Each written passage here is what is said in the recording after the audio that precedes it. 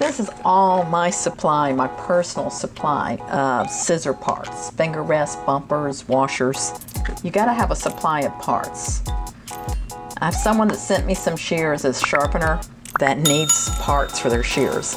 And I'm gonna show you what a hunt there is, and even with this and even what I've got in the back, may not have the parts to fix them.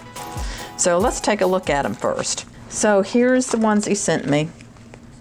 This has got missing parts, it says. This one has a broken screw. And this one, it came to me like this. I'm thinking, hopefully that just needs a washer. So this is a Fromm shear. And this is one of those two-piece shears. They're inexpensive scissors. I wouldn't put out a whole lot of effort in trying to get parts for them and just tell them they need to replace their shears. But I'm thinking this might just need a washer. And see, the washers that we sell, nobody sells more little scissor parts than we do that I know of. We have them in small bags because you don't need a 100 of this size washer. This first number is the outside millimeter number. The inside is 45. That's the inside millimeter number. We have several places that we get our parts from. And a lot of times, like just here recently, we've been out of the 3mm screw-in bumpers. And Misty ordered them from like 2 or 3 different places. They just haven't come in. And one of them sent us a whole bunch of washers instead of the screw-in bumpers, and then wanted to argue with us. Like saying, well, you know we sent you the right thing. And I was like, no, you didn't. So we go through those problems so you don't have to go through them. So I'm going to try to, hopefully with this washer, I can just put this together and that one will be done. So remember, the square peg goes in the round hole, but this is not a square peg. This is one of the exceptions to the rule. This one, the square peg, actually goes into the square hole. There's an exception to every rule, and this is one. So the square peg is going there, in here. And hopefully I can screw this in and this will fix this shear. Now I have these great big old thicker washers. We call these in our stock, we call them bell washers because they're kind of shaped like a bell. I'm going to put that in. And I'm leaving that other washer I got in there so that I have both of them. Why, I don't know. That may work. My fingers don't always work like they're supposed to. And while you're watching me work on the shear, got a couple of announcements I made recently. One is that my YouTube videos, the first week that I put them up, if you like watching these sharpening videos, first week that I put them up, I'm going to put them up without monetization, which means that you can watch them without ads. But after they've been up for about a week, I'll have ads on it because, frankly, I'm not doing these videos to make money off of them. But the money I make, I'm going to use it and put back in the videos. So that one is fixed. Number one, that was just needed a thick, thick washer. So that's going back to them. This is a Harutaki. Where do they come up with these names? Harutaki. Don't know that one.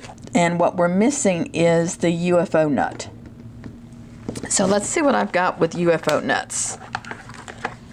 I'm going to go through my supplies I've got here. Let's see. I'm not very organized in the way I put things in here.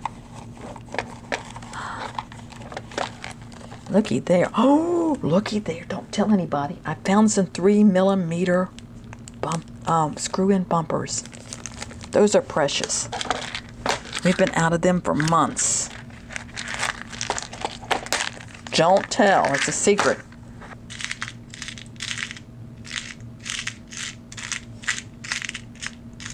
Keep all sorts of odds and ends in here.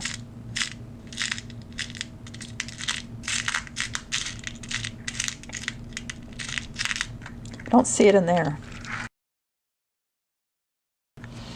So I'm gonna have to go back in the closet and look for that. Let's go to the next one.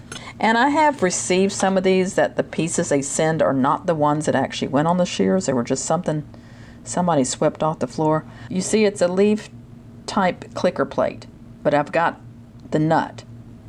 I think this one I'll be able to replace pretty easy. So I got my washers in here. I've got this here, and now I'm looking for a what I call a leaf clicker plate. This one might have a small one. Oh yes, there's some small ones. Let's see. Is that the right size? Yippee, I think that's going to fit. So I've got that one fixed. And he didn't say anything about sharpening it, and I'm not planning on it. So now this one we're going to have to go hunt for a small nut to fit on here. Let's go look. I'm back here with all my shear parts looking for this. Now I want to make something perfectly clear. If you send me a bunch of shears like this, any of you, whether it's the same person, someone else, and I had to go hunt for parts through all my things, I'm going to come up with some kind of charge by the hour. You should be ordering a variety of parts and hopefully have what you need. Yeah, this isn't a whole lot of fun. You come to the sharpening events or Sharpener's Jam, you can go through these parts yourselves. Just don't spill them. If you ever spill them, Misty charges you $100 or makes you pick them all up and put them back where they belong. So these are washers, internal clicker plates, UFO tools. Over here, some nuts. And let's see if I've got anything that I think will fit in there. Those are all too big, too big. Miscellaneous screws. That looks promising right here.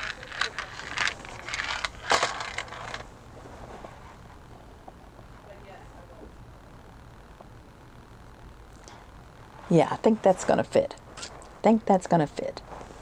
So miscellaneous screws, $5. Let's go see if we can put those shears back together. Yeah, this whole wall, all of this stuff is things for shear sharpeners. All of these things. And that's what we hire teenage workers in, to count all these parts and put them all together so that you're not having to buy huge bulks. Then you can buy in small quantities. So up there in the baskets are things that they have to put in the little bags, and keeps them pretty busy. The other wall over there are all shears, but this is like those teensy-tiny parts and abrasives and things. So let's go back in the other room. So he's got a washer here. He's got the internal clicker plate. This is one where the square peg goes in the round hole. I grab my washer. You don't have to spend a whole lot of money in having all the shear parts. There's some that are more common, but it's good to have them, so you're not having to waste your time and send things around. So I think this one's going to work. Yep. So what I've replaced is a nut, a washer, and a leaf clicker plate. It's the first time I've dealt with this customer before, so I have no idea how he sharpens, where he learned to sharpen or anything, but from what I understand, he just wants the parts. And so those parts are here, and these are going back to him today. We take pride in having the most little parts and pieces and things to put shears back together, but nobody has it all. Always save any of those parts. Like if you get some old shears somebody's throwing out, don't ever throw away any of those things. You just never know. You might have to rob from a new pair of shears to replace an old one, and it's not a problem to walk away and say, hey, you're missing the part, it's not my fault. Now, you drop the part on the floor. That's a different matter. And we won't even talk about that. That's when you've got a really messed up day.